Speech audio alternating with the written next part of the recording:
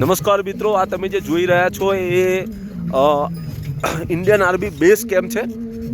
ચીન અને ભારત બોર્ડરનો આ બેઝ કેમ્પ છે અને બેઝ કેમ્પ અહીંયા આગળ આપણું ભારતીય સૈન્ય અહીંયા આગળ રહે છે.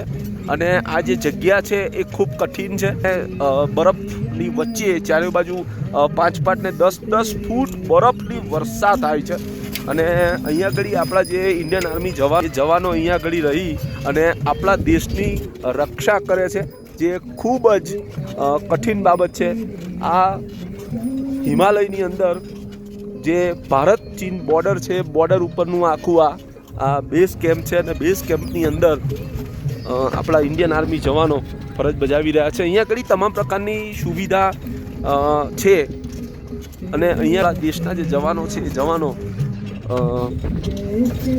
ફરજ બજાવી રહ્યા છે.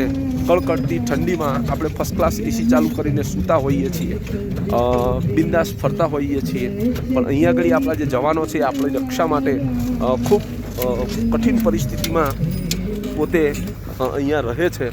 એ એક અલભ્ય બાબત છે, કઠિન બાબત છે. એટલે આપણા જવાનો માટે જય હિન્દ, જય જય ભારત, જય જય ગુજરાત, હર હર મહાદેવ.